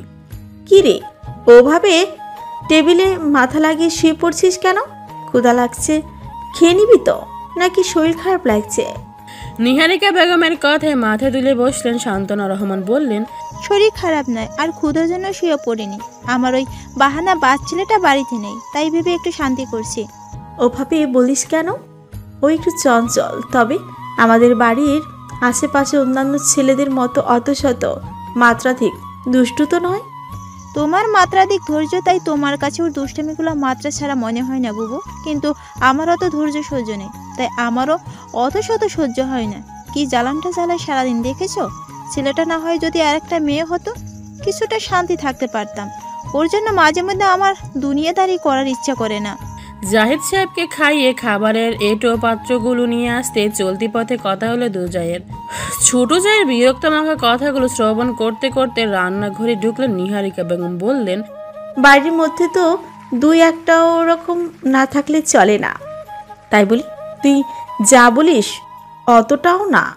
শান্তনা রহমান আবারও বকা শুরু করলেন। ছেলের 14 গোষ্ঠীর ষষ্ঠী উদ্ধার করতে লাগলেন। এবারে কার কার জন্য এ ছেলে এতটা বাহানাবাজ হয়েছে, বিগড়ে গেছে বলতে লাগলেন। তার মধ্যে প্রথম সারিতে নিহারিকা বেগমকেও ছাড়তে ভুললেন না। তাকে দোষারোপ করেও কথা শোনালেন। কথার প্রেক্ষিতে নিহারিকা বেগম শুধু মৃদু হেসে গেলেন। এই দোষারোপের মধ্যেও যে শান্তি আছে, ভালো লাগা আছে। এবারে সব ছেলে মেয়েগুলো যে ওনার এক একটা শরীরের অংশ, আর সেই অংশগুলোর মধ্যে থেকে একটা যদি ব্যথা পায়, সামান্য মূর্ছা যায়, তিনি যে কিছুতেই ভালো থাকতে পারেন না, এটাই যে তার সংসার, এই সংসারের প্রাণহীন জিনিসগুলোর ব্যথাও যে ওনার প্রাণে অনুভবিত হয়। সেখানে এবারের ছেলে মেয়েগুলো তো তার সেকেন্ডে সেকেন্ডে চলিত নিঃশ্বাস। সান্ত্বনা রহমানকে শান্ত করাতে প্রসঙ্গ পাল্টে বললেন, এই ছোট আম্মা খেয়েছেন? উনি তো আবার একটু বেলা না গড়ালে খেতেই চান না। ছেলে মেয়েদের বকা যেমন ভাবির শুনতে ইচ্ছে করে না, তেমন নিজেও সামান্য দু একটা ধমক দিলে অতিরিক্ত বকেন না, ধৈর্য নিয়ে সব কিছু হ্যান্ডেল করেন। কিন্তু এত বছর সে মানুষটার সান্নিধ্যে থেকে সব কিছু মোটামুটি আয়ত্ত করতে পারলো, এই অতি ধৈর্য জিনিসটা তিনি আয়ত্ত করতে পারেননি বললে আর চাইলেই কি সবটা হয়? তপ্তশ্বাস ফেলেন সান্ত্বনা রহমান। বাড়ির সবচেয়ে ছোট সদস্য হওয়ায় নাফিমকে সবাই মাত্রাধিক আদর করে, ভালোবাসে। আর তার সম্পূর্ণ ফায়দা লুটে ওই বদমায়েশ ছেলেটা। ওই বাদর ছেলের বড় মা বলতে সব আবদার ওখানে। আর তেনার বড় মাও তেমন, সেই ছেলের নামে উল্টোপাল্টা কথা ধৈর্য নিয়ে শুনবেন না, তেমনটা কখনো হওয়ার নয়। সে কারণে সে প্রসঙ্গ পাল্টে ফেলা বেশ বুঝলেন সান্ত্বনা রহমান। কোথায় খুইয়ে গেলি? কি জিজ্ঞেস করছি শুনতে পাসনি? আর রানীও বা কোথায় গেল? আম্মা এখনো খাননি, আমি জিজ্ঞেস করতে গিয়েছিলাম ওনার রুমে খাবার দিয়ে যাব কিনা। উনি বললেন ডাইনিংয়ে এসে খাবেন। আর রানী তো কেবল মাত্র ওর রুমের দিকে গেল। সান্ত্বনা রহমানের কথা শেষ করার আগে রানী সেখানে হাজির হলো, বলল, বেলা কত হলো খেয়াল আছে? রোজ রোজ আমার জন্য অপেক্ষা করতে হবে কেন? তোমরা খেয়ে নিতে পারো না? যাও আমাকে ডেকে নিয়ে এসো। আজ্ঞা পেতে রানী চলে গেল। নিহারিকা একটু বিরক্ত হয়ে ফের সান্ত্বনা বেগমকে বললেন, ক্ষুধা লাগলে যে যার মতো খেয়ে নিবি। আর কত বলবো তোদের আমার জন্য অপেক্ষা করে? বেলা গড়ার কোনো মানে আছে? সান্ত্বনা বেগম মাথা উঁচু করে এবার চেয়ারে শটান হয়ে বসলেন, বললেন, তোমার জন্য অপেক্ষা করি কে বললো? তুমি তো মানুষ নাও, যন্ত্র। তোমার আবার ক্ষুধা, ঘুম, ব্যথা, খারাপ লাগা, ভালো লাগা আছে নাকি? এগুলো আমরা জেনেও তোমার জন্য অযথা অপেক্ষা করতে পারি? তোমার মতো যন্ত্রের জন্য অপেক্ষা করতে আছে নাকি? রান্নাঘরের এটো জিনিসগুলো ধুয়ে ডাইনিংয়ে এলেন নিহারিকা বেগম। সান্ত্বনা বেগমের মাথায় হাত বুলিয়ে বললেন, রেগে যাস কেন? আচ্ছা, আমি অপেক্ষা করতে বলে ভুল করে ফেলেছি, ক্ষমা কর আমাকে। যাই হোক, রাগারাগি পরে করিস, বেলা অনেক গড়িয়েছে, এবার তো খেতে শুরু কর। চেয়ার টেনে বসতে গিয়ে হঠাৎই কৌরির কথা মনে হলো ওনার। ফের ব্যস্ত ভঙ্গিতে বললেন, মেয়েটা খেয়েছে? হঠাৎ খেয়াল হলো না সান্ত্বনা বেগমের, বললেন, কোন মেয়েটা? কৌরি? সকালের এত ব্যস্ততায় মেয়েটার কথা তো ভুলেই বসেছিলেন সান্ত্বনা বেগম। কাল একটা নতুন সদস্য যে তাদের বাড়িতে এসেছে এটা তো মনেই ছিল না ওনার। মুখটা অসহায় ভঙ্গিমা করে নিহারিকা বেগমের দিকে তাকালেন তিনি, যাতে যা বোঝার বুঝে নিলেন নিহারিকা বেগম। তবুও কৈফিয়তের স্বরে সান্ত্বনা রহমান বললেন, বিশ্বাস করো বুবু, আমার মেয়েটার কথা একটু বলতেও খেয়াল ছিল না, না হলে। কথা শেষ করতে দিলেন না নিহারিকা বেগম। 2 বাচ্চার মা হয়ে গিয়েছে, অথচ সান্ত্বনা সেই সদ্য এ বাড়িতে আসা কিশোরীর মতোই অবুঝ রয়ে গেছে। অবুঝ থাকারই তো কথা, মেয়েটার মনে যে মার পেচ নেই। এত বছর সংসারে কত জঞ্জাট, উত্থান পতন গেছে, তবুও মেয়েটা আগে যেমন সহজ সরল ছিল এখনো তেমনটাই আছে। তিনি বললেন, এখানে বিশেষ অবিশ্বাসের কি হলো? আমি তোকে চিনি না নাকি জানি না, খেয়াল না থাকতেই পারে। আমারও তো মেয়েটার কথা খেয়াল ছিল না, তাই বলি কি সেটা অন্যায় হয়ে গেল? বিশ্বাস অবিশ্বাসের কথা নয়, তবে মেয়েটার কথা তো খেয়াল রাখা উচিত ছিল, সেটার জন্য বললাম। সান্ত্বনা রহমানের ছোট মুখ করে বলা কথাটা শুনে নিহারিকা বেগম সংগোপনের দীর্ঘশ্বাস ফেলেন। মেয়েটা এরকমই, তার ছোট ভুলগুলো তার অনেক বড় সড়ো ত্রুটি মনে হয়। মাঝে মাঝে অন্যায় ভেবেও তো আফসোস করে। নিহারিকা বেগম হাজার বুঝিয়ে পারেন না, অথচ সেই সান্ত্বনার সামনে দিয়েও আরও আরেক যা ওনার কথা ত্রুটি করে চলে গেল, সেটা থেকেও শিক্ষা নিল না মেয়েটা। বরাবরই ওনারই আদর্শ চালচলনকে আঁকড়ে ধরে থাকার চেষ্টা করছে সান্ত্বনা। সান্ত্বনা বেগমের কাঁধে হাত রাখলেন তিনি, ফের সান্ত্বনা স্বরূপ বললেন, আচ্ছা ঠিক আছে, সামান্য বিষয় নিয়ে মন খারাপ করে মুখ ছোট করার মতো কিছু হয়নি, আমি দেখছি। নিহারিকা বেগম কৌরিকে ডাকতে ছুটলেন, সেদিকে তাকিয়ে রইলেন সান্ত্বনা রহমান। কবে যে উনিও একটু সব দিক দিয়ে সবার খেয়াল দেন রাখতে পারবেন কে জানে। এক ছেলে নিয়েই যেখানে তিনি ধৈর্যহারা হয়ে পড়েন, ছেলে কাছে থাকলে তার বাহানায় নিজেকে ভুলতে বসেন, সেখানে সবার খেয়াল খোঁজখবর রাখা সত্যি কি সম্ভব? তাহলে নিহারিকা নামক নারীটা পারে কি করে অসুস্থ স্বামীকে সামলে এবারে সকল ছেলেমেয়ের আবদার চাওয়া পাওয়া পূর্ণ করতে, যেখানে তিনি শান্তনা রহমান এক ছেলের বাহানা বাজিতে কাতর হয়ে পড়েন। পারেন কি করে গোটা সংসারের ভালো মন্দ সব কিছু এক হাতে সামলিয়ে ওই একটা নারী মস্তিষ্কে সবার খোঁজ খেয়াল রাখতে? ভাবির মতো তিনি হতে পারবেন কিনা জানা নেই, তবে ওই গুণী নারীটির মতো হওয়ার সাংঘাতিক লোভ ওনার। বরাবর ওই গুণী নারীটির মতো ওনার গুণে গুণান্বিত হতে চান তিনি। জানালার গ্রিল ধরে নিজের জীবনের এলোমেলো হয়ে যাওয়া সমীকরণগুলো নিয়ে ভাবনায় ডুবে আছে কৌরি। কাল সে কোথায় ছিল আর কোথায় আজ? বাবাও তো কাল তিনি এই সময়টাতে লাশ হয়ে রইল দুনিয়ার বুকে ছিলেন, আর আজ তার মৃত্যুর একটা দিন পার হতে চলেছে। সময়টা কত দ্রুত চলে যায়, স্রোতের চেয়েও যেন তার গতিবিধি আরও দ্রুতগামী। কারো কষ্ট ক্লেশ যাতনার কাছে সে নিষ্ঠুর সময় নামক গতিবিধিটা থেমে নেই। তার যেন কারো কোনো কষ্ট ক্লেশ খারাপ লাগা ভালো লাগাতে থেমে থাকলে চলে না। সে তার রবের হুকুমে স্বাধীন চেতা হয়ে আপন গতিতে এগিয়ে চলেছে। বুক চিরে দীর্ঘশ্বাস বেরিয়ে এলো কৌরির, সঙ্গে দু চোখ বেয়ে দু ফোঁটা নোনা অশ্রু। কারো পায়ের এগিয়ে আসার শব্দ নিজের রুমের পানের দিকে অগ্রসর হচ্ছে বুঝতে পেরেই সদর্পে দু হাতের চোখের অশ্রুজোড়া মুক্তগুলো মুছে নিল সে। পায়ের শব্দটা তার পিছনে এসে থামতেই পিছিয়ে ফিরল। কৌরি, তুমি আবারও কান্নাকাটি করছো? স্লান হাসলো কৌরি। নিহারিকা বেগমের কথার জবাব দিতে গিয়েও দিতে পারল না সে। মাথা নিচু করে নিল। পরপর কয়েকটা ঢুক গিলে গলা স্বাভাবিক করে নিয়ে শান্ত কণ্ঠে বলল, আমি কাঁদছি না। মায়ের চোখ ফাঁকি দিতে চাইছো এত সহজ? এবার আর চেয়েও কথা বলতে পারল না কৌরি, শুধু মাথা এদিকে ওদিকে নাড়িয়ে না বোঝালো। অর্থাৎ সে মায়ের চোখ ফাঁকি দিতে চাইছে না, আর তা যে সহজ কথা নয় সেটাও সে জানে। তবে সে কি করবে? বাবা যে তার পৃথিবীর একাংশ ছিল, আর সেই অংশ বিশেষ ডুবে যাওয়ায় ওনার স্মৃতি স্মরণে কান্নারা সময় অসময়ে সে ভিড় করছে তার দু নজরে। তবে সে কি করবে? কৌরির পরিস্থিতি বুঝে আর কথা বাড়ালেন না নিহারিকা বেগম। নরম স্পর্শে কৌরির হাতটা নিজের হাতের মুঠোয় নিয়ে সামনে এগোতে এগোতে বললেন, এবার কাঁদলে কিন্তু আমি সত্যি বকা দেব তোকে। যে সৃষ্টিকর্তার ডাকে চলে যাওয়ার তাকে কি কেঁদে কেটে তুই কোনো মতেও আটকিয়ে রাখতে পারবি, নাকি কেঁদে কেটে ফিরিয়ে আনতে পারবি? তবুও কেন এত মন খারাপ করছিস? আমরা আছি তো। কথাগুলো সান্ত্বনা স্বরূপ বলল। নিহারিকা বেগমও জানেন বাবা নামক বট বৃক্ষ নিজের জীবন থেকে একেবারে মুছে গেলে কেমনটা লাগে, আর কি অত্যদ্রাহ হয়। একটু থেমে তিনি ফের বললেন, আর মন খারাপ করে সারাক্ষণ রুমে বসে থাকলে চলবে? তুইও এখন থেকে আমাদের বাড়ির আর একটা মেয়ে। খাবি দাবি সারা বাড়িময় মান্য মৌনতার মতো ঘুরে বেড়াবি। আমি কি করছি, ছোট চাচি কি করছে সব দেখবি শুনবি, তা না। মন খারাপ করে ঘরে বসে আছে মেয়ে। আর সেই কাল এই বাড়িতে এসেছিস, এখনো তোর আঙ্কেলের সাথে একবারও দেখা করেছিস? করিসনি। মানুষটা না হয় চলতে ফিরতে পারে না বলে তোর সাথে দেখা করতে আসতে পারছে না, তাই বলি তুই যাবি না?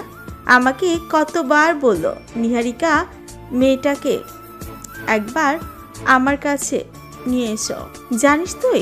কিন্তু তুই তো কান্নাকাটি করতে মহাব্যস্ত। এই অবস্থায় তোর আঙ্কেলের কাছে নিয়ে যায় কি করে বল? মানুষটা আমাদের বকবে না যে তোমরা থাকতে মেয়েটা এত মন খারাপ করার সুযোগ পায় কি করে? তার বকা শুনবে কে? এখন খেয়ে দিয়ে তার সাথে কি গল্প জুড়বে? নিহারিকা বেগমের মন ভুলানো কথাগুলো বুঝতে পেরেও দুই সম্বন্ধের মন ভুলানো কথাগুলি সত্যি কৌরির মন ভুলিয়ে দিল, জুড়িয়ে গেল। যদিও সে বুঝতে পারলো তাকে অবুঝ বাচ্চাদের মতো কথার চলে মন ভুলানো হচ্ছে, তবুও নিহারিকা বেগমের মমতাময়ী কণ্ঠের কথাগুলো তাকে মোহগ্রস্ত করলো। নিজের আপন আপন কাউকে মনে হলো তার। বস। চেয়ারে বসতে গিয়ে সামনের দিকে নজর পড়ল তার। এ বাড়ির বয়োবৃদ্ধা ফাতেমা বেগম এদিকে এগিয়ে আসছেন। খেতে বসবেন হয়তো, ওনাকে আসতে দেখে আর বসলো না কৌরি। উনি এসে বসার পর কৌরি বসলো। বিষয়টা কেউ নজরবন্দি না করলো ফাতেমা বেগম বেশ খেয়াল করলেন, মনে মনে ওনাকে মান্য করার জন্য। কৌরির এই শিষ্টাচারে তিনি খুশি হলেন, তবে মুখের গম্ভীর্য আদলে সেটা প্রকাশ পেতে দিলেন না। কৌরিও নিজের গায়ে মাথার ওড়না সংযত করে নিয়ে খেতে বসলো।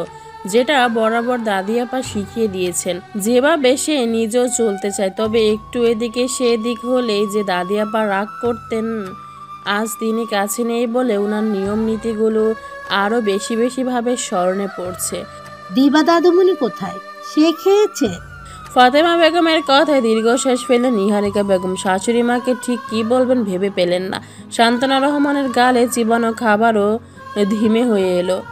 একমাত্র মেয়েকে যে তিনি এবাড়ির সব ছেলে মেয়েদের থেকে সামান্য হলেও একটু বেশি ভালোবাসেন, এটা এবাড়ির সবাই জানে। তাই বলে তার সব আহ্লাদ পূর্ণ করতে হবে ন্যায় অন্যায় ভুল বিবেচনা না করে একটা পোস্ট গ্রাজুয়েশন মেয়েকে এখনও ছোট ভেবে তার ভুল চিন্তাভাবনাকে প্রশ্রয় দেওয়াটা ঠিক ভালো লাগে না সান্ত্বনা রহমানের।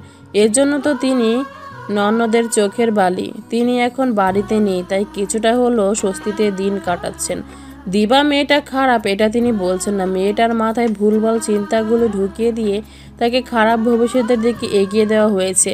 যা এখন ভোগ করছে মেয়েটা, না গিলতে পারছে আর না ভোগ করতে পারছে। সম্পর্ক নিয়ে এমন ঝুলন্ত অবস্থায় আছে মেয়েটা। আর সান্ত্বনা রহমানের শাশুড়ি সব জেনে শোনেও নিজের মেয়েকে কিছু বলেন না। সবাই যখন চুপচাপ, রানী তখন কিছুটা বিব্রত হয়ে উত্তর দিল, আম্মা, দিবা আম্মা এখন খাবে না বলেছে। সে খেতে আসে নাই শুনে বড় ভাবি যান আমারে ডাকতে পাঠাইছিলেন।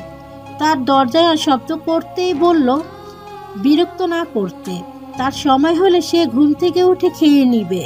ফাতেমা বেগম নাতনির এমন আচরণে মনে মনে একটু বিরক্ত হলেন, তবে খুনাক করেও সেটা মুখবয়বে প্রকাশ করলেন না। দিবার বিষয়টা সেখানেই সমাপ্ত হলো, যেটা নিহারিকা বেগম মানতে পারলেও সান্ত্বনা রহমান মানতে পারলেন না। তবে মুখ ফুটেও কিছু বললেন না, কারো ভয় নয়। শাশুড়িকে সিংহ করার গুণটাও তিনি তার পাশে বসা ভদ্র মহিলার থেকে রপ্ত করেছেন এবং মান্যও করেন, কিন্তু মাঝে মাঝে অসহ্য এসব কারবার দেখে মুখ খুলতে বাধ্য হন। পাশে বসা ভদ্রমহিলা সকল গুণ রপ্ত করতে চাইলেও তার মতো ধৈর্য সহ তিনি এখনও রপ্ত করতে পারেনি। বিদায় সব সময় কিছু ধৈর্যের বেলায় এসে খামতি পড়ে যায়। শাশুড়ির কথায় ভাবনায় ভাটা পড়ে যায় সান্ত্বনা রহমানের। তিনিও শাশুড়ির প্রশ্ন মোতাবেক কৌরির উত্তর শোনার জন্য তার মুখের দিকে তাকালেন। তুমি কোন ক্লাসে পড়ছো মেয়ে? খেতে খেতে কৌরিকে বেশ ভালোভাবে লক্ষ্য করলেন ফাতেমা বেগম। মেয়েটার খাবারের শালীনতা শিষ্টাচারও ওনার বেশ পছন্দ হলো। মনে হয় মেয়েটা বেশ শান্ত শিষ্ট প্রকৃতির, ওনার নাতনিদের মতো উড়নচণ্ডী টাইপের নয়। কালকে মেয়েটাকে শাড়ি পরা অবস্থায় দেখে মান্যতার বয়সী মনে হয়েছিল ওনার, কিন্তু আজ ড্রেস পরা অবস্থায় দেখে তো ছোট ছোট মনে হচ্ছে মেয়েটাকে। তাই তিনি আচমকা প্রশ্নটা করলেন। কৌরিও গালের খাবারটা চিবানো বন্ধ রেখে নমনীয় গলায় উত্তর দিল, এবার ইন্টারমিডিয়েট পরীক্ষা দিব, 3 মাস পর আমার পরীক্ষা। কথাটা বলে মাথা নিচু করে নিল কৌরি। বাবার ইচ্ছে ছিল কৌরি ডাক্তার হবে, মানব সেবা করবে, সেই মোতাবেক পড়ালেখা করে আসছিল। তবে জীবনের মধ্যে দুপুরে এসে থেমে গেছে সে। এবার কি আর বাবার স্বপ্ন পূরণ করতে পারবে? ওনের আশ্রিতা এখন, কে পড়াবে তাকে? আর ইন্টার পরীক্ষা পর্যন্ত দিতে পারবে কিনা তার ঠিক নেই। ডাক্তার হওয়া তো শুধু ঘুমের ঘরে থাকা বিলাসবহুল স্বপ্নের মতো ছাড়া কিছুই না। সবাই চুপচাপ খাওয়ার মনোযোগী হলেও আর খাবারে মনোযোগী হতে পারলো না কৌরি। সেটা খেয়াল করলেন নিহারিকা বেগম। নিজ মনে ভাবলেন কিছু। ফের নিজের পাশে বসা কৌরির হাত খানার উপর নিজের হাত মৃদু স্পর্শে রাখতেই কৌরি ওনার দিকে ফিরল। সেটা দেখে মুখে মৃদু হাসিটি নিহারিকা বেগম চোখ দিয়ে ইশারা করলেন খাবার খেতে। ইশারা লক্ষ্য করে খাবার খেতে মনোযোগী হলো কৌরি, যদিও খেতে ইচ্ছে করলো না তার। কি রে, কাল এসেছিস আর আজ একদিন পূর্ণ করি, তবে আমার সাথে দেখা করার সময় মিলল তো? এত মন খারাপ ছিল। আমি একবার যেতে চেয়েছিলাম, নিহারিকা বলল, তখন তুই ঘুমিয়ে গিয়েছিলি। অমায়িক ব্যবহারে এই কাকু নামক মানুষটাকে কৌরি কয়েকবার দেখেছে, তবে উনি তখন সম্পূর্ণ সুস্থ ছিলেন। বাবা আর কাকুর মধ্যে খুবই ভালো বন্ধুত্বপূর্ণ সম্পর্ক থাকলেও তাদের পরিবারের মধ্যে তেমন কোনো সম্পর্ক ছিল না। বাবা ঢাকাতে এলে কাকুর সাথে দেখা করতেন, এই বাড়িতেও আসতেন, খেয়ে দিয়ে যেতেন, যেটা কৌরি বাবার মুখে শুনেছে। কাকুও কোনো কাজে গ্রামে গেলে বাবার সাথে যোগাযোগ করতেন, তাদের বাড়িতে থেকে আমোদ আহ্লাদ করে চলে আসতেন। সেই হিসাবে কাকু নামক মানুষটাকে চেনা কৌরির।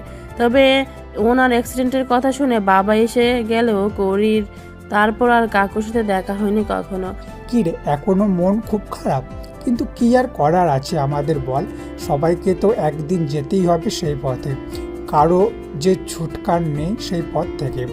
এই যে আমিও সময় গুনছি কবে আমার ডাকও চলে আসে। এসব কি কথা বলা শুরু করেছেন? মেয়েটাকে আপনার কাছে আনলাম মন ভালো করতে, আর আপনি আরও ওর মন খারাপ করে দিচ্ছেন। নিহারিকা বেগমের মিষ্টি ধমকে মলিন হাসলেন জাহিদ সাহেব। এই পঙ্গুত্ব জীবন ওনার আর ভালো লাগে না। না মরে এরকম অন্যের দায়ভার হয়ে বেঁচে থাকার থেকে মনে হয় মরে যাওয়াই ভালো। তবে নিহারিকার নিঃস্বার্থ ভালোবাসা, বিরক্তিহীন সেবা তাকে বাঁচিয়ে থাকতে সাহস যোগায়।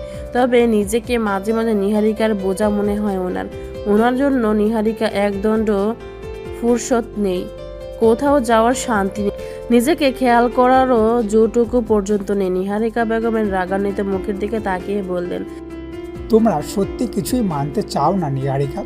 এই রকম ধমকদের সত্যিটাকে আড়াল ডুবিয়ে রাখার চেষ্টা করো, তাই বলে সত্য কি মিথ্যা হয়ে যায়? সত্য যে অনিবার্য, প্রভু সৃষ্টির শিষ্টতা, সেই সত্যকে আড়ালে ডাবিয়ে রাখলে সত্য কি কখনো মিথ্যে হয়ে যাবে? যাবে না, কখনোই যায় না। থামলেন জাহিদ সাহেব, পাশে বসা কৌরির মাথায় হাত রাখলেন, ফের নরম কণ্ঠে বললেন, চিরন্তন বাস্তব বলে সত্যকে মেনে নেওয়া শেখ মা, তবে দুঃখ কষ্ট কম ছোঁয়াবে তোকে, দুর্গম পথ সহজ মনে হবে। এই কঠিন পৃথিবীতে চলতে গেলে দুঃখ কষ্ট পতিত হয়ে মুচার গেলে চলবে না। সত্যকে মেনে নিয়ে নিজেকে শক্ত কর, সামনের দিনগুলো সহজ হবে। অন্যকে উপদেশমূলক বাণী শোনানো সহজ বিষয়, কিন্তু সেটা অপর পক্ষের মানা ঠিক তার বিপরীত বিষয়। এটা জাহিদ সাহেব জানেন। ক্ষণিকের এই পৃথিবীতে সৃষ্টিকর্তা মায়া টান ভালোবাসা তো এমনি এমনি সৃষ্টি করেনি। আর পিতামাতার মতো মহামূল্যবান সম্পর্ক, সে পিতামাতা জীবন থেকে ডুবে গেলে সূর্য অস্ত যাওয়ার মতো নিজের জীবনটা অস্তমিত মনে হয়। নিজের বাবার মৃত্যুতে সেটা অনুভব করেছেন জাহিদ সাহেব। আর সামনে বসা এই মেয়েটার তো পিতামাতা দুজনেই অস্তমিত। বাবা মা সমতুল্য, চাচা চাচি থেকেও নেই, আর দাদি সেও যে ডুবু ডুবু ভাব। আর সেই মেয়েটাকে এসব বাণী শুনিয়ে কি সহজে শান্ত করা যায়? মেয়েটা যে কখনো বাচ্চা, সে বাচ্চা মনে কত আঘাত একটার পর একটা নির্মমভাবে হানা দিয়ে চলেছে। আর মেয়েটা ভাগ্যের নির্মম পরিহাসের সাথে তাল মিলিয়ে এগিয়ে যাচ্ছে। এটাও বা সত্য মনার থেকে কম কিসে? প্রসঙ্গ পাল্টে জাহিদ সাহেব আরও বিভিন্ন কথা কৌরির সাথে বলতে থাকলেন। মেয়েটাও চুপচাপ শুনলো, সহজে উত্তর করলো না। এ বাড়ির এই মানুষটা বাদে সর্বোচ্চ মানুষগুলো তার অপরিচিত, তবে এই মানুষটাও যে খুব পরিচিত এমনটাও নয়। বিদায় ওনার সাথে সহজে হয়ে কথা কৌরির একটু সংকোচ হলো। তবে মানুষগুলো ভীষণ ভালো, তার রক্তে সম্পর্কিত চাচাচির মতো অন্তত নয়। সারা সকাল দুপুরটা কৌরির একাকিত্ব কেটে গেল। বিকালের দিকে আবারও হইচইপূর্ণ পরিবেশের মিলনমেলা শুরু হলো তার রুমে। মৌনতা 4টার পর স্কুল থেকে এসে কোনো মতে খাওয়া গোসল ছেড়ে তার সাথে ওটা এটা নিয়ে বকবক শুরু করে দিল। চিকন চাকন গড়নের ফর্সা মেয়েটা বেশ কৌতূহলী আর চঞ্চল, তবে প্রচণ্ড মিশুকে স্বভাবের, আর অতি মিশুকতা সহজ মানুষ, তার কাছের মানুষ হয়ে যেতে বাধ্য। কাল তোমার রুমে আসা নিষেধ ছিল, এজন্য তোমার কাছে আসতে পারিনি আমি। সকালে স্কুল ছিল, যদিও আমি যেতে চাইনি, আম্মুর বকুনিতে যেতে হয়েছে। আর বাবা দাদা ভাইরা জানলে বকবে আমি স্কুল কেন যাইনি, তাই সকাল থেকে এই পর্যন্ত তোমার কাছে আসতে পারিনি। কিন্তু তুমি বিশ্বাস করো, আমি স্কুলে থাকলেও মন আমার তোমার কাছে আসার জন্য, তোমার সাথে কথা বলার জন্য ছটফট করছিল। তবে চেয়েছিলাম টিফিন পিরিয়ডে বাসায় চলে আসবো, কিন্তু তখন বাসায় আসলে আম্মু আমাকে খুব পিটানি দিত। আর জানো, আমার একটা ছাগলি বান্ধবী আছে, সেও আমাকে কিছুতেই আসতে দেয়নি বাড়িতে। আম্মু আর স্কুলে তেমনি, আসলে ওরও বা দোষ কি? ও স্কুলে না আসলে আমার ক্লাসে মনই বসে না, সেখানে আমি না থাকলে ওরও তো ভালো না লাগারই কথা, তাই না বলো? যাই হোক, কাল যখন তোমাকে দাদাভাই এ বাড়িতে নিয়ে এলো, আমি মনে করেছিলাম দাদাভাই বিয়ে করে বউ নিয়ে এসেছে। তবে সাদা শাড়ির জায়গায় লাল একটা শাড়ি পরলে দাদাভাইয়ের বউ হিসেবে তোমাকে কিন্তু দারুণ মানাতো, একদম পারফেক্ট জুটি। তুমি কিন্তু খুব সুন্দর দেখতে, দাদাভাইয়ের পাশে কিন্তু তোমাকে দারুণ মানাবে। তবে এত কথার জের ধরে একটু থামলো মৌনতা। কৌরির ডগর ডগর নিষ্পলক নজরে পানি চেয়ে ফের দুঃখী দুঃখী মুখ করে বলল, তবে যখন আমি শুনলাম তুমি দাদা ভাইয়ের বউ না, আমার যে কি মন খারাপ হয়েছিল। তোমাকে কি করে দেখাই, দেখানোর হলে সত্যিই তোমাকে দেখাতাম। আমি আরও ভেবেছিলাম আজ স্কুলে গিয়ে আমার বান্ধবীদের তোমাকে দেখাতে নিয়ে আসবো যে আমার দাদা ভাই কি সুন্দর একটা বউ নিয়ে এসেছে, দেখ তোরা। কিন্তু হলো না। কৌরি আশ্চর্য হয়ে মৌনতার কথাগুলো শুধু নীরব শুনে গেল। এই মেয়ে এসব বলছেটা কি? অজানা কারণে গায়ে নুয়ে থাকা লোমগুলো কাটা দিয়ে উঠল, তবুও সেদিকে লক্ষ্যই নেই। তা সে মৌনতা অর্ণগোল নড়ে যাওয়ার ঠোঁটের পানে তাকিয়ে আছে। কে দাদাভাই? তাকে কালকে নিয়ে আসা মানুষটা? সমস্ত গা ঝাঁকি দিয়ে শিউরে উঠল কৌরির। চলো ছাদে যাই। আশ্চর্যতা দমন না হওয়ার কারণে মৌনতার প্রস্তাব কর্ণে বোধ হয় গেল না কৌরির। সেটা না বুঝেই কৌরির হাত শক্তপোক্ত ধরল মৌনতা। ফের বলল, চলো ছাদে যাই, আমাদের ছাদটা খুব সুন্দর। আপু এখনো ভার্সিটি থেকে আসেনি, আপু আসলে তখন না হয় রুমে বসে সবাই গল্প করব। কৌরি হ্যাঁ না বলার সময় পেল না। তার আগে চঞ্চল পায়ে মৌনতা তাকে নিয়ে ছাদে যাওয়ার উদ্দেশ্যে চলল। অতি ছটফটিয়ে মেয়েটা সিঁড়িতে দ্রুত পা রাখতে যেয়ে উপর হয়ে পড়ে নিতে গেলে দু হাতে সামলে নিল তাকে কৌরি। ফের বলল, পড়ে যাবে তো মৌনতা, আসতে চলো। ব্যথা পেয়েও মিষ্টি হেসে দিল মেয়েটা। মনে হলো এরকম ব্যথা তার নিত্য পাওয়ার অভ্যাস আছে, বলল তাই মেয়েটা। দিনে এরকম 2-1 বার অকারণেই পড়ে যাই আমি, তাই ছোট দাদা ভাই আমাকে ডাকে আছাড় বিবি বলে। আছাড়ে বিবি? বাবার আর সময় পেল না কৌরি। তার আগে আবারও হাতে টান পড়ার সিঁড়িতে ধপাধপ পা রাখতে হলো তাকে। মৌনতা পড়ে যাবে, আসতে। শুনল না মেয়েটা তার কথা। সোজা ছাদে নিয়ে গিয়ে তারপর কৌরির হাত ছাড়লো। কাছে অথবা দূরে আসরের আজানের সুমধুর ধ্বনিটা মুয়াজ্জিনের কণ্ঠে হয়তো বেশি একটু পরেই ভাদ্রের আকাশে সূর্যের তপ্তের জৌলসতা কমেনি। তবে জলজলে সূর্যের দূর দূরান্ত আশেপাশে ছড়িয়ে ছিটিয়ে আছে কালো ছোট ছোট মেঘের ফালিগুলো। তবুও আকাশটা ঝলমলে। ছাদের দরজায় দাঁড়িয়ে আছে কৌরি। আকাশ থেকে নজরটা সরিয়ে ছাদের পানে দিল। নজর শীতল হয়ে এলো তার। হঠাৎই মন উৎফুল্ল হয়ে উঠল। বিগত দুদিনে হাসি না ফোটা ঠোঁটে মৃদু হাসি ফুটল। নাম জানা অজানা ফুল গাছের সমাহারে পরিপূর্ণ ছাদটা। ফুল ছাড়াও বিভিন্ন গাছ রয়েছে। সুন্দরভাবে পরিকল্পনা করে সাজিয়ে গুছিয়ে ছাদের এই গাছগুলো রোপণ করা হয়েছে এবং রোদ যে তাতে পরিচর্যা চলে তা প্রতিটি গাছের চেহারায় প্রকাশ পাচ্ছে। এদিকে এসো। মৌনতার ডাকে আস্তে আস্তে ছাদের মধ্যের দিকে পা বাড়ালো করে। মৌনতা দক্ষিণ পাশের বড় বড় ড্রামে লাগানো গাছগুলোর পাশে দাঁড়িয়ে আছে। সেদিকে যেতে কৌরি দেখলো বড় বড় ড্রামে লাগানো বিভিন্ন গাছে বিভিন্ন ফুল ফুটে আছে। কোনোটার ফুলের পাপড়ি শুধু গাঢ় লাল, কোনোটার সাদা গোলাপি পাতা একসাথে, কোনোটার আবার গাঢ় ম্যাজেন্টা, অথচ গাছের পাতা গোড়ার শক্তপোক্ত মূলগুলো একই রকম দেখতে। মনও তার ড্রামে লাগানো গাছগুলো দেখিয়ে বলল, জানো বড় দাদা ভাই আর আমার পছন্দ একই রকম। এই বনসাই গাছগুলো বড় দাদা ভাই লাগিয়েছে, আমারও ভীষণ পছন্দ। কৌরি মোটা তাজা গাছের ফুলের পাতাগুলো ছুঁয়ে ছুঁয়ে দেখতে লাগলো। আল্লাহর কি অপরূপ সৃষ্টি! দুঃখী মনও সেই সৃষ্টিতে শান্ত হয়ে যায়। কি আশ্চর্য! দাঁড়াও, আমি আম্মুর ফোন নিয়ে আসি, ফুলের পিক উঠাবো, সাথে তুমি আর আমিও তুলবো। কথা বলতে সময়, ছুটতে সময় নেই মেয়েটার। ছুটে নিচে চলে গেল মেয়েটা। কৌরি বিবাহিত হয়ে গেল বিভিন্ন ফুলের সমাহারে। অসময়েও বেলি ফুটেছে। ঝাঁকড়া কামিনী ফুল গাছের সবুজ পাতাগুলো দেখা যাচ্ছে না। সাদা ছোট ছোট ফুলের সমাহারে অলকান্দার হলুদ ফুলগুলোতে সূর্যের আলো পেয়ে তার হলুদ রংটা আরও ঝলঝল করছে। রঙ্গনা, ঝুই, রজনীগন্ধা, চামেলিও বাদ নেই। বিভিন্ন প্রজাতির ক্যাকটাস জায়গা করে নিয়েছে ছাদের উত্তর ওয়াল ঘেঁষে।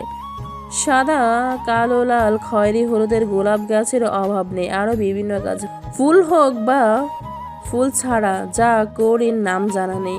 আর কোনো গাছে কি লাগাতে বাকি আছে এই ছাদে আছে হয়তো। এই তোমার নাম কি ফুলকৌরি? চমকে পিছনে তাকালো কৌরি। লম্বা চড়া ফর্সা একজন সুদর্শন যুবকে নজর পড়ল তার। ছেলেটা তার কালো ট্রাউজারের পকেটে দুহাত গুজে নিশ্চল নজরে তাকিয়ে আছে তার দিকে। ভীষণ ভয় পেয়েছে কৌরি। পিছন থেকে এরকম ভূতের মতো কেউ কথা বলে, কি প্রশ্ন করেছে ছেলেটা সেটা যেন মাথা থেকে বের হয়ে গিয়েছে। আশেপাশে চোখ ঘুরিয়ে নিয়ে কৌরি মৌনতা এখনো আসেনি। হঠাৎই অস্বস্তি ঘিরে ধরলো তাকে। সে অস্বস্তিতে আরো বাড়িয়ে দিল সামনের ছেলেটা তার কথায়। তবে নামের সাথে তোমার সৌন্দর্যের নিদারুণ মিল আছে ফুলকৌরি। মৃদু স্বরে বেশ কয়েকবার ফুলকৌরি নামটা আওড়ালো ইভান। ফের গভীরভাবে আশেপাশে নজর ভুলিয়ে কৌরির মুখ পানে নজর শান্ত রাখলো। কৌরি অস্বস্তি আরো শতগুণ বাড়িয়ে দিয়ে তার প্রশংসায় গীত গাইল। তুমি হাজার ফুলের মাঝে একটি জীবন্ত ফুলকৌরি। মায়ের কাছ থেকে হাজার বাহানা আর জোরাবাদি করে তারপর ফোনটা নিতে হলো মৌনতাকে। সেটার জন্যই ফিরে আসতে দেরি হলো তার। ছাদে দরজায় পা রাখতে দেখতে পেল ছোট দাদাভাই কিছু বলে চলেছে আর সামনে তটস্থ হয়ে দাঁড়িয়ে আছে কৌরি। ছোট দাদাভাই তুমি এখানে? স্বস্তির নিঃশ্বাস ফেলল কৌরি। ইভানও পিছনে ফিরল। পকেটে হাত গোজা অবস্থায় সেভাবে শটান হয়ে দাঁড়িয়ে ব্রু কুচকে বলল, কেন? ছাদটা কি তুই মোর নামে লিখিয়ে নিয়েছিস নাকি আছারি বিবি যে এখানে অন্য কারো প্রবেশ নিষেধ? চঞ্চল পাজরা সহসা এগুলো মৌনতার। ফের গলায় তীক্ষ্ণতা ভর করে বলল, ওসব বাজে নামে ডাকবে না তুমি আমায়, বলে দিলাম দাদাভাই। মৌনতার বাজখাই গলায় কপাল আরো কুচকে ফেলল ইভান। ফের মৌনতাকে রাগাতে আবারও বলল, তোর ওই আছারি বিবি নামটাই পারফেক্ট, কিন্তু ছোট চাচা চাচি তো, আর তোর এই বাচ্চা বেলার ভোলা ভালা মুখটা দেখে বুঝতে উঠে পারেনি, তাই নাম রেখে ফেলেছিলেন মনতা। তুই নিজে বল, তোর সাথে তোর নামটা ঠিকঠাক যায় নাকি আমি যে নামটা দিয়েছি সেটা যায়? ব্রু উঁচিয়ে জিজ্ঞেস করলো ইভান। সেটা দেখে আরো খেপে গেল মৌনতা। কিছু বলবে তার আগে আবারও ইভান বলল, সেজন্য চাচু আর চাচির ভুলটা শুধরে দিলাম, আমি নাম দিলাম আছরে বিবি। কিন্তু তোর আচার খাওয়ার সাথে সাথে গলার যে জোর বেড়েছে, নাম আবারও চেঞ্জ করতে হবে বলে মনে হচ্ছে। দাদাভাই ভালো হচ্ছে না বলে দিলাম, এবার কিন্তু আমি বড় মাকে গিয়ে বলবো। মৌনতার কাঁদো কাঁদো গলার কথাগুলো শুনে বেশ মজা পেল ইভান।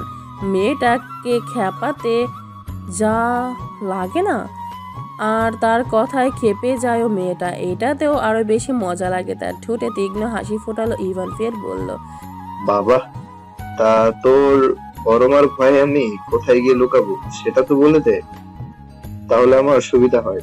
দাদাভাই এবার কেঁদে ফেললো মেয়েটা। আর মৌনতার কান্না দেখে ইভান এবারও হু হু করে হেসে দিল।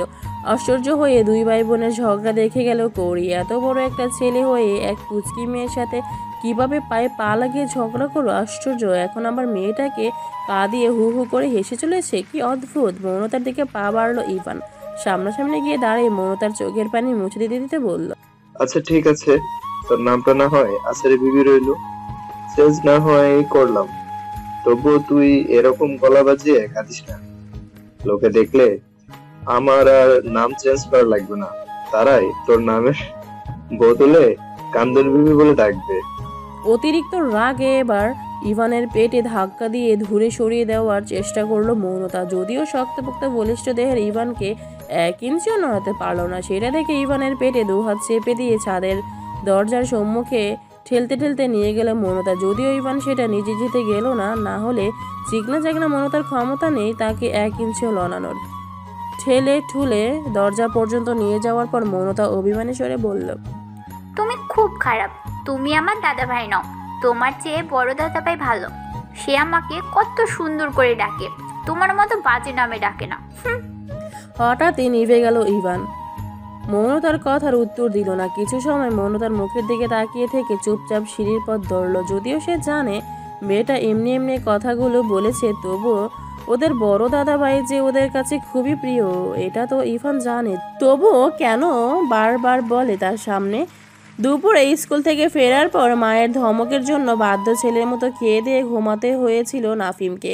সে এই ঘুম থেকে সন্ধ্যার পর উঠেছে। সে মূলত উঠেনি, সে তাকে ডেকে ডেকে ওঠানো হয়েছে, কারণ তার টিচার এসেছে, পড়তে হবে। তাই কোনো মতে পড়াটা কমপ্লিট করে কৌরির রুমে চলে এসেছে সে।